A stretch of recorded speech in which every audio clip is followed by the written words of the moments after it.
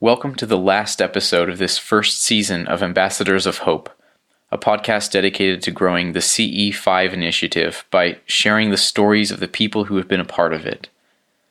In this episode, I go in depth in sharing my own backstory about how CE5 entered my own life.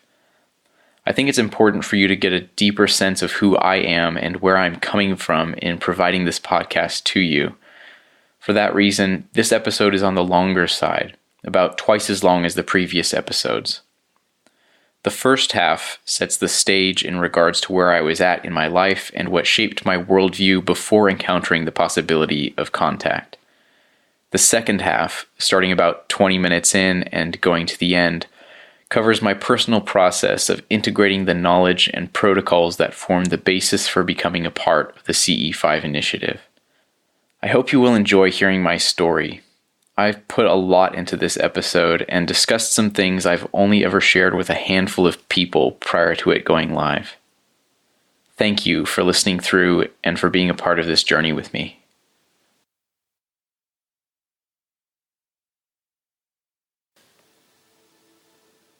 We are exposed to so many messages, so many causes, so much media, and I have feared that any message I would make would get lost among the commotion of all the other voices out there. But that fear does nothing but get in the way of the things I most know to be true. I know that we as humanity are in great trouble. Environmentally, economically, politically, spiritually, and I also know that we can turn the ship of humanity towards a brighter shore. In fact, towards a shore that is nothing short of the greatest peace and prosperity that we can imagine for all people and for the community of life on Earth. How can I be optimistic about our capacity to turn the ship towards that brighter future? How can I, when political gridlock is the mainstay of government, when corruption has infected the highest echelons of power in our world, when the biosphere is on a course of utter devastation with one of the greatest extinction events taking place right now, when rather than being a uniting force, mainstream religion is often the cause of some of the sharpest divisions between people, when the economy is structured in a way which leaves billions of us in perpetual poverty of knowledge, of material means, and of hope. This is a story about hope. Hope for a world our children will be proud to live in. A world which is sustainable, peaceful, and marked by the light of oneness. Truth be told, I entered adulthood not having any real hope for the creation of a sustainable and peaceful world. I understood that extreme progress towards peace and sustainability were what was needed, but I saw no path forward for myself to contribute to it. It took a period of deep depression and soul-searching for me to come out on the other side, to learn to follow those with the audacity to exclaim their truths and to imagine the means of transitioning towards a new earth. I learned to deeply hope for a world marked by unity among all people. I learned to seek the creation of a civilization which would live up to the opportunity of a truly sustainable and regenerative way of life. And I was inspired by the vision of a far future where a peaceful humanity would eventually travel amongst the stars. What follows is the story of how I learned to hope for the highest good.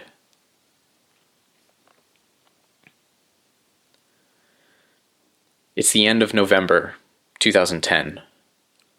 Turning up the volume on my headphones to a comfortable level, I reclined on the long sofa in the living room. It had been a long time since I had experienced a guided meditation, but I was ready and willing to see how this one would go. I would never have imagined it, but this evening I would be taking the first steps into an experience that would change the course of my life.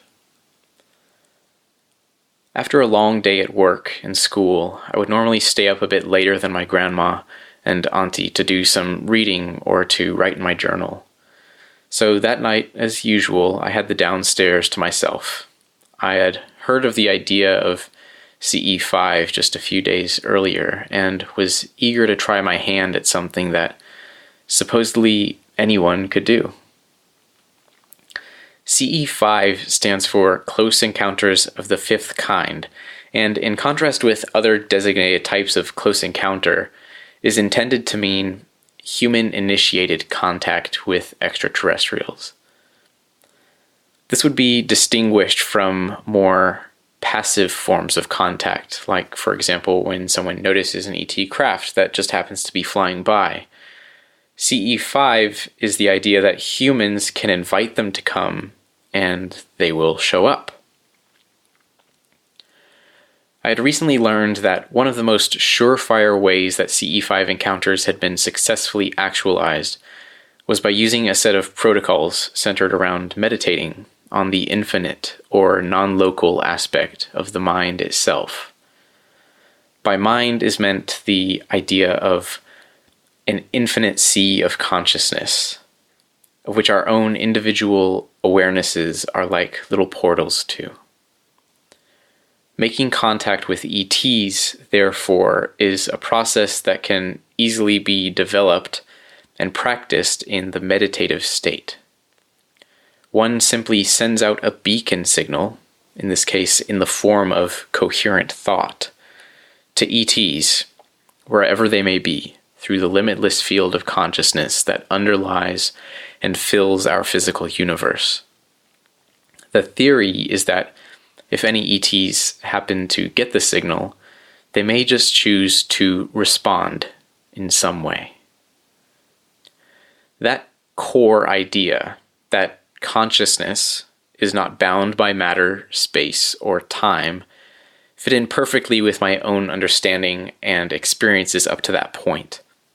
I'd grown up in a family and spiritual community which acknowledged the universality of the one mind, called God by some, and I had deduced through my own experiences that at least that idea, what I believed to be the core of all religious and spiritual teachings, was true. The leap to seeking contact with extraterrestrials from my grandma's sofa, that involves a little more backstory. One of my memories of being a child in elementary school was chatting with my best friend about the UFO question. We were 7 years old or so, and we read every book on the subject that we could get our hands on at the library. We were fascinated by the idea of worlds meeting, imagining the significance of flying saucers, if they were indeed being seen by people, who was guiding them, and why would they be visiting our world? I remember one afternoon when we were sitting in the playground along the wooden border of a sandbox. I put forward the idea that perhaps the supposed ETs were in fact humans from the future who were coming back to take a peek at their past. Perhaps having conquered time travel, they would be interested to look at human history on Earth to witness what led to their development as a civilization. No way to prove it, but I was so intrigued by the possibilities and often imagined what direction we are moving in as a species. What were the forces that shaped our evolution? And what would shape us in the future? And if we are only one of many worlds, what would it be like to witness the arc of evolution on another planet besides Earth? In general, the topic of UFOs, as it has been known, was and is treated as the subject of jokes, of ridicule, of insanity, of science fiction, of horror, and of altogether unwholesomeness. It's in that atmosphere that my interest in the topic was easily allowed to dissipate. Since those moments in elementary school, I had not given much serious thought at all to the idea of ET contact, let alone being able to experience it in my lifetime. I had resigned myself to the notion that, given the high likelihood of starfaring ET intelligence existing, chances are the ETs were more or less pacifists in our earthly affairs. There was no reason for me to be concerned with the idea of extraterrestrial contact, since people in places of power would be the first to know anything and would handle any relevant issues for us, the people. After all, popular culture taught us that if peaceful ETs encountered a human, the first thing they would want is to be taken to our leader. And from any contact I had with the subject in popular culture, I knew the whole topic of UFOs was a minefield of weirdos and loonies. I did not want to be associated with silliness, especially if it meant that it would be something that separated me from other people or made them think I was uncool. Like many, I had a fear of missing out, and I also had a fear of being left out.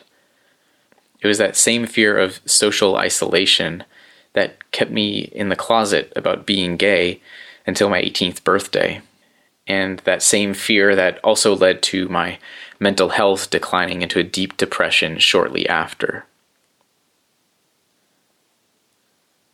My adolescence took place during the George W. Bush administration, sandwiched between 9/11 and the economic recession of 2008. I was a closeted, gay, anti-war California boy who liked writing and playing rock and roll and jazz songs and didn't really want anything much to do with politics. The more I learned about how the world was run and about the global crises of social and ecological injustice, the more I believed that there was nothing I could personally do to affect any meaningful change. And so I believed I would be better off living life for my own enjoyment, not paying much attention at all to the idea that I would be able to help anybody facing extreme poverty, let alone stop the rainforest from being cut down.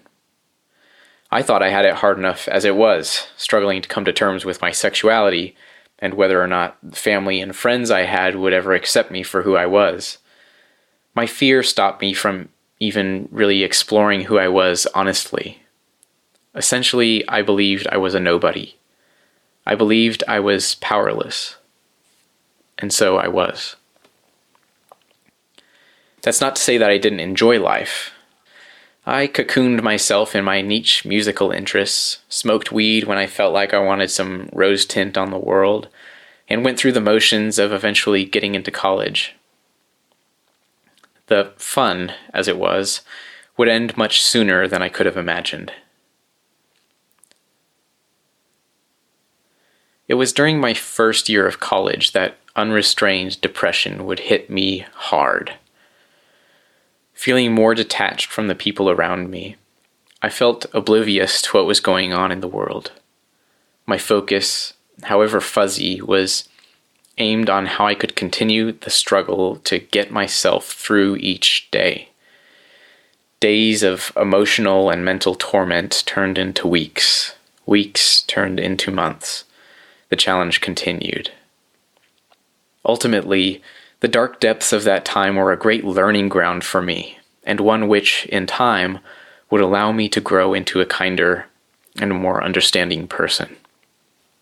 By the end of that year, of 2008, my 20th year, life gradually started to feel more like an adventure I could take part in than like an impossible burden I had to carry. I began the process of cultivating a new sense of wonder about the world. It started with some talk therapy, long walks and bike rides out in nature, and getting off the social media and entertainment side of the internet for a long while. After cutting out drugs, alcohol, and most of my digital distractions, I daily confronted all the pain and hurt that lay inside of me. And very gradually, with lots of starts and stops, I began accepting and coming to terms with it. I learned to look at life from a more non-attached place, and held on to a bruised hope that something like destiny existed and would see me through to brighter days. Now looking back on that time, I realize I was actually allowing myself to find a meditative state of mind more often and really kind of carry that with me in my day-to-day life. Eventually, I did begin feeling more hopeful and interested in the opportunities of each day. A growing curiosity grew in me about what the future could hold. Little did I know what I would go on to learn in the coming months and years was going to completely shake my entire worldview and push me in a direction I would have never expected.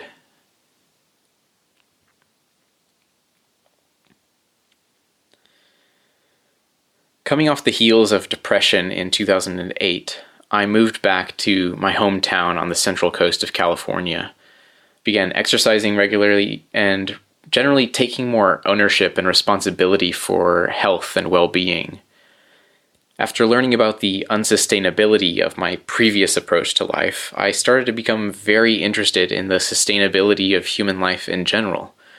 Questions about our industrialized food economy, the money system, and the balance between liberty and human rights filled my mind, and in my endless stream of curiosity, I went to work looking for answers. One of the first things that began to perplex me was just how illogical our food system seemed to be. How could it be that our food system in the United States, as plentiful as it seemed, could be so nonsensical as to rely on the shipping of goods vast distances using fuels, which were also shipped vast distances and which were polluting the very atmospheres and ecosystems that were responsible for life on this planet? Why would we as a society continue to use massive industrial agricultural practices that depleted the soil of its natural vitality?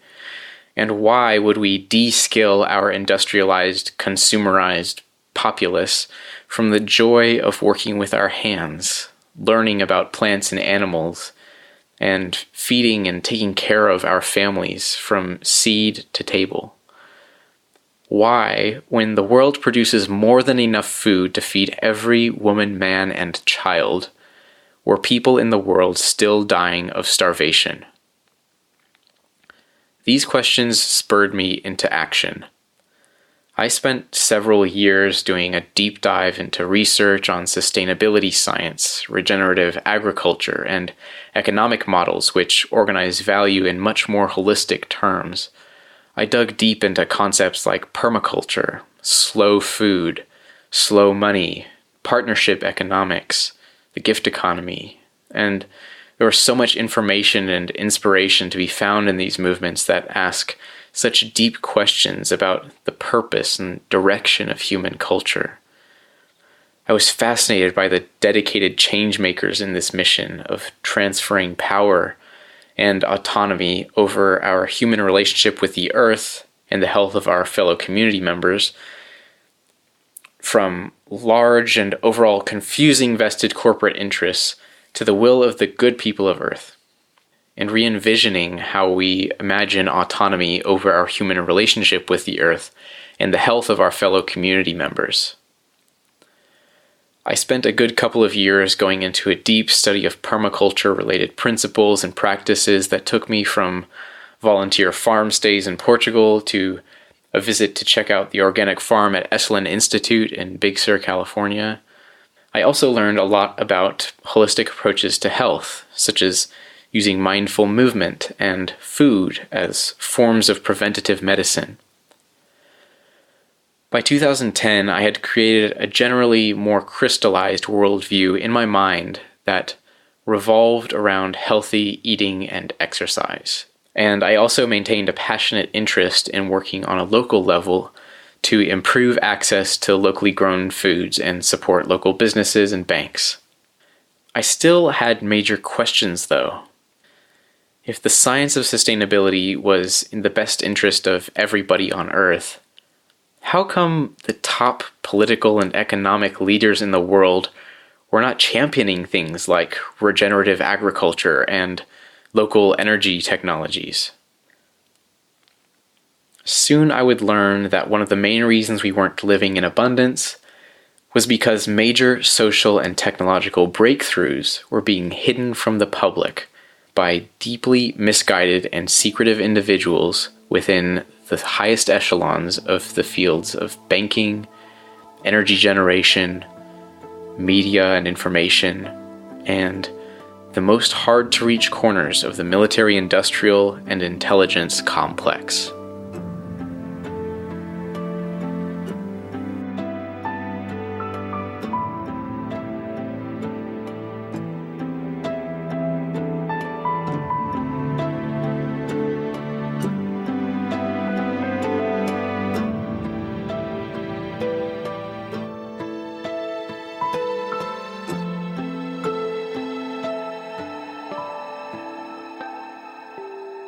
So like I said, it was 2010, and one evening in September, while I was eating dinner in my tiny studio apartment, I looked out the window and noticed something strange outside in the night sky.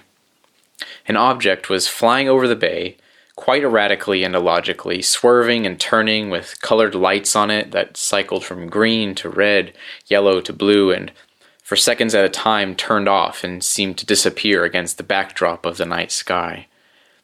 I ran up to my neighbor's balcony to get a better view and to ask them what they thought it was. They had no idea what it could be either. It went on for about 10 to 15 minutes, and I thought, wow, this is the closest thing I've seen to a UFO. I was sure that many other people saw it, but I didn't meet anyone else who saw it until a week or two later when I saw it again while out at a party. Someone there informed me that they knew what it was, that it was a gliding drone craft that was a project of some university students in the area. I was a bit let down to learn it wasn't something more out of the ordinary, but nevertheless, the initial experience and excitement inspired me to do some more research and dig deeper on the subject of UFOs, looking for what was actually true amongst all the stories out there on the web. I asked myself, what about those supposed flying saucers I remember hearing about as a kid?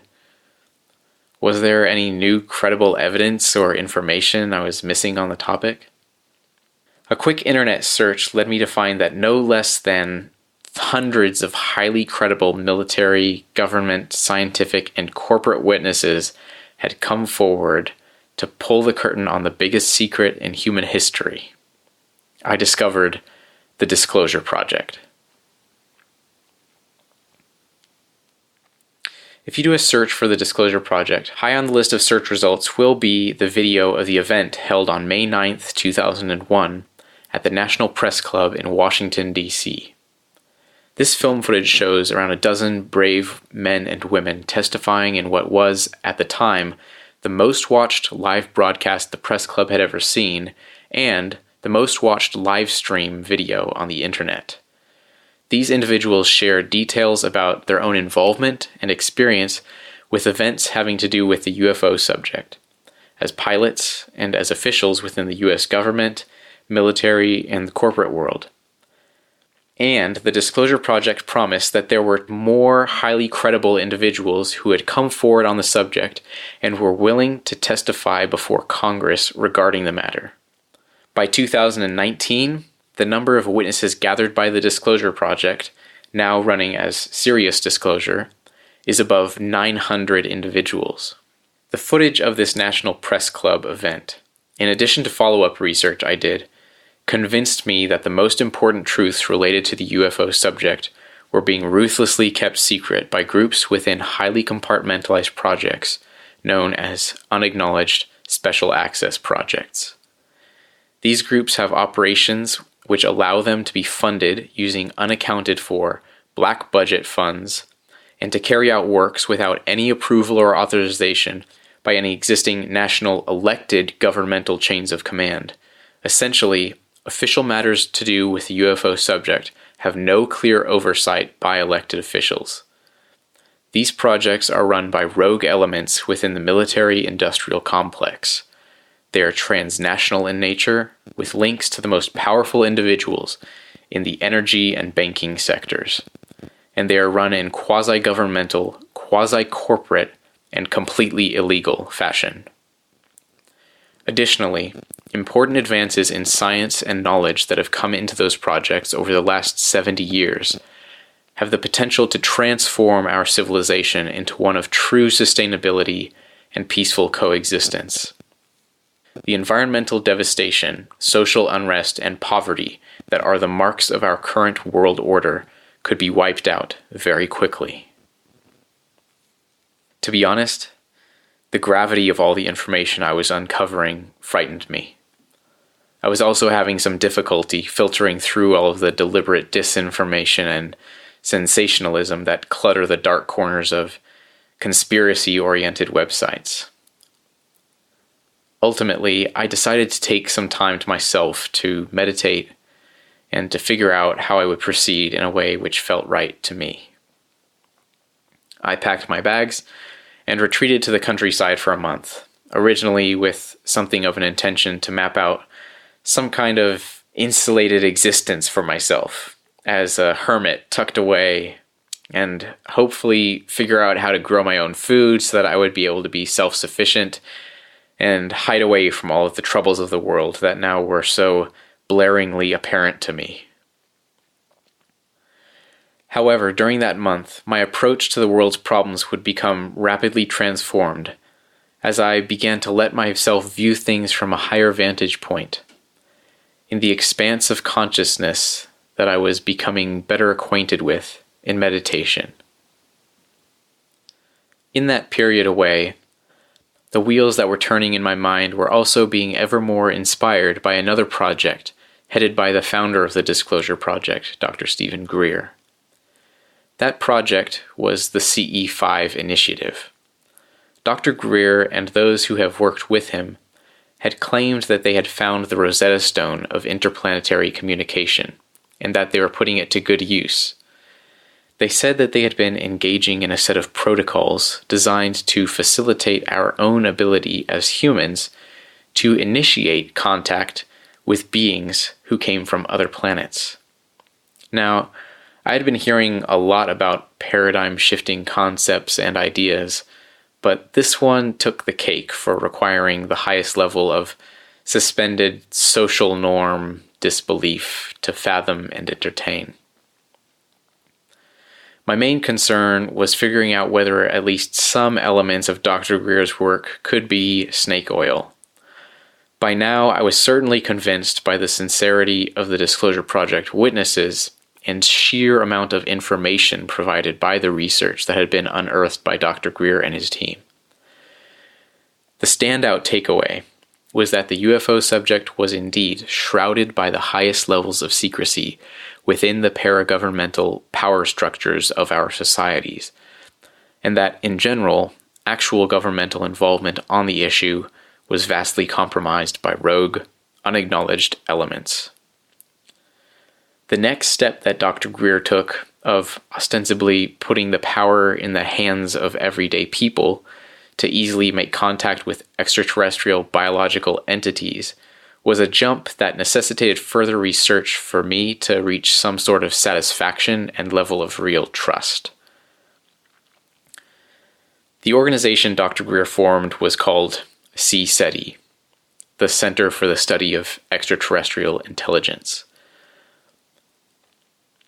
I'd read that it was a nonprofit organization that was an umbrella over all of Dr. Greer's work, and that intrigued me. Since I worked for a nonprofit at the time and had access to the national database, I did my due diligence by looking into whether CSETI was actually a registered nonprofit organization, and I discovered it was, and that all the data I could find checked out. This put me at ease enough to actually purchase some of the training materials from CSETI to investigate the statements about CE5 myself, independently. In terms of other evidence that would satisfy me about the possibility of using consciousness as the main tool by which we can communicate with off-world peoples, I did not need to stretch my own beliefs so far, because my own spiritual experience in life had convinced me that, at least in theory, the type of contact being touted by those involved in the CE5 initiative could not be disproven. In fact, I believed it was highly likely that by going inward and reaching higher states of consciousness, that would be the best way to truly know the deepest truths about the universe. One of the resources that was made available on CSETI's website at the time was a book that chronicled the first 17 years of experiences of the central team of people involved in the CE5 initiative. It was called Contact: Countdown to Transformation. The book was based on transcriptions of audio recordings of discussions between different members of expedition groups who had gone out together with Dr. Greer over that 17-year period. I was particularly struck by the sincerity, the attention to detail, and the grounded positive perspective from the entries in that book. In short, my internal BS detector was not going off. Quite contrary, the stories that came through in that book filled me with a renewed sense of hope and wonder, and also of belonging and kinship with this group of people who appeared to be on the cutting edge of both scientific and spiritual endeavor. It was that sense of unity and comfort that I felt while reading that book that ultimately shook me away from the idea to flee the world's problems, as I had so naively thought I could. I was now, and I still am, convinced that the world's problems cannot be avoided by anyone in this time that we live in. They must be confronted head-on with a more powerful and true vision of the world, which has been in waiting. A world of peace, universal.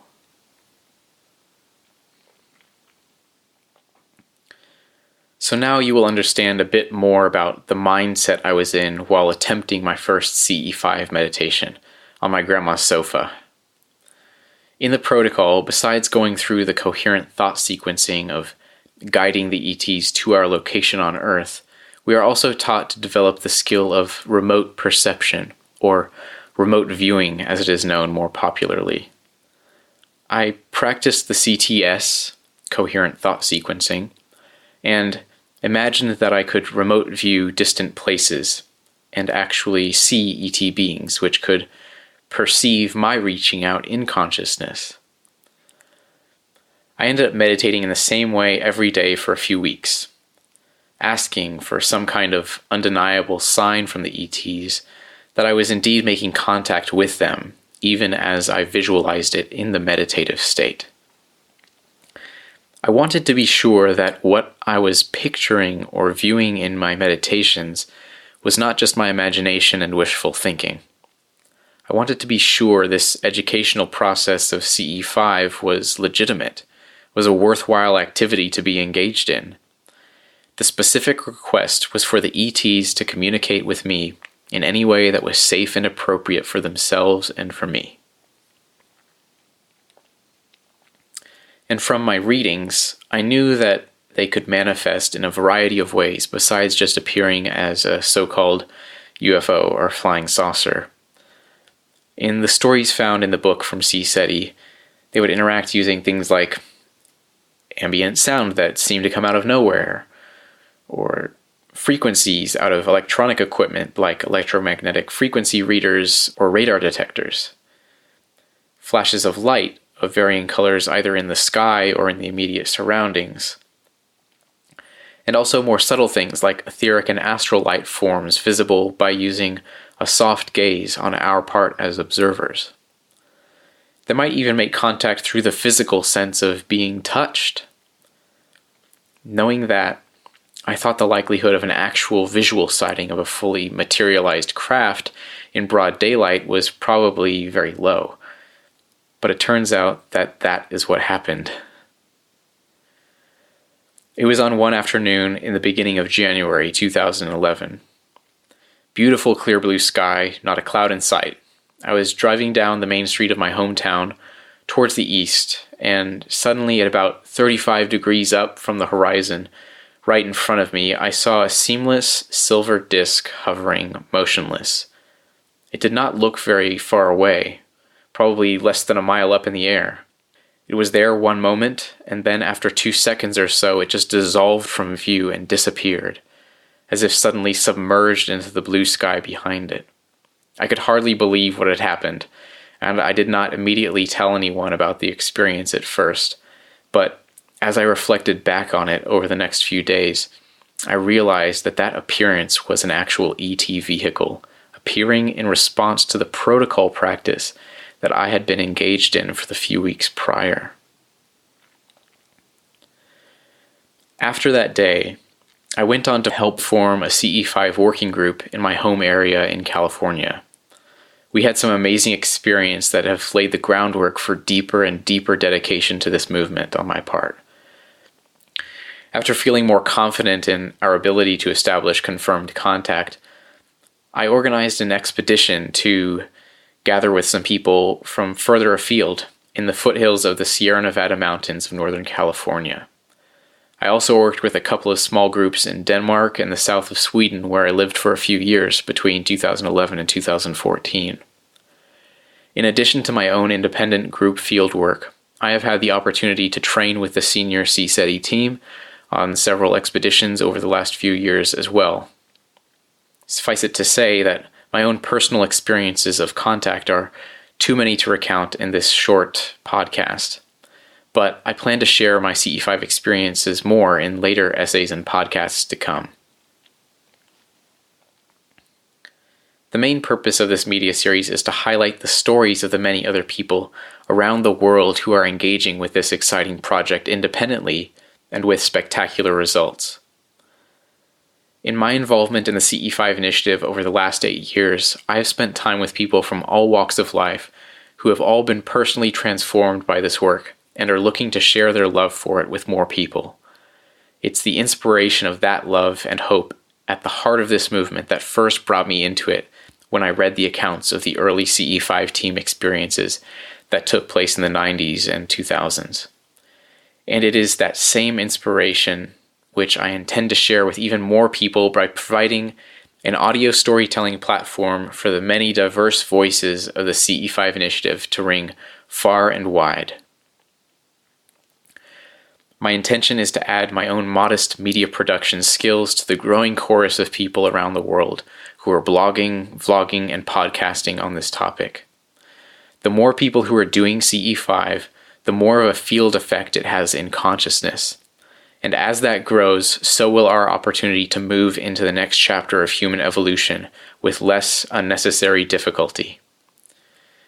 To hear more intimate and personal stories from CE5 ambassadors from around the world, you can follow this podcast and listen to the other episodes that are being uploaded. The name of the podcast is Ambassadors of Hope. You'll be able to find all the other episodes and other resources at ce5podcast.com. I also want to provide more content for people to get inspired on after getting acquainted with the subject through the work of Dr. Stephen Greer. One of Dr. Greer's main hopes is for the people of Earth to stand up and take the knowledge of the truth into their own hands. I believe that it is our great duty to take whatever steps we can toward that end, for the sake of all things good and just. Since 2011, when I first really started getting into CE5, Dr. Greer and his team have been ever busy creating more resources and documentation to educate the world about the topics of disclosure, new energy technologies, and CE5. Despite virtually no mainstream media coverage, the recently released documentary, Unacknowledged, has spent time ranked number 1 in terms of documentary viewership rates on popular platforms like iTunes and Netflix. Now, Dr. Greer and his team, under the banner of Serious Disclosure, are in the development of their next feature-length documentary film, Close Encounters of the Fifth Kind: Contact, Consciousness, and the Human Future. To be a part of history and to help fund this important documentary, which will bring the concept of CE5 more into the global consciousness, I encourage you to go to the crowdfunding page at ce5film.com. I hope you enjoyed listening to this brief overview of my story and how I got involved in this movement. And just as with all of the other episodes, I hope that you are inspired to go out and initiate your own contact experience, adding into this growing movement in the field of consciousness on this planet. Are you ready to see what happens when you go into the CE5 protocols with clear intent and a hopeful heart? Step up and get more involved today. Don't wait. There is a wealth of training resources at SiriusDisclosure.com. Again, that's SIRIUS disclosure.com. I also have a free PDF guide on the basics of CE5 available at CE5podcast.com. Soon there will also be a guided meditation available there to help you out with your work. All the resources I've put together and the work that I've put into creating this podcast series are available as a gift to you. I'm trying my best to make this info more accessible and easy to implement. If you are thankful for that gift and want more from this podcast and from me, your support in the form of subscriptions, reviews, or donations on Patreon or PayPal are greatly appreciated.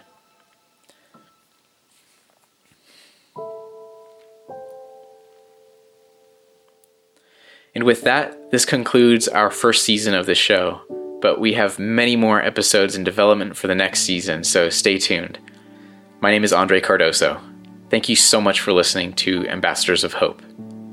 Peace and love.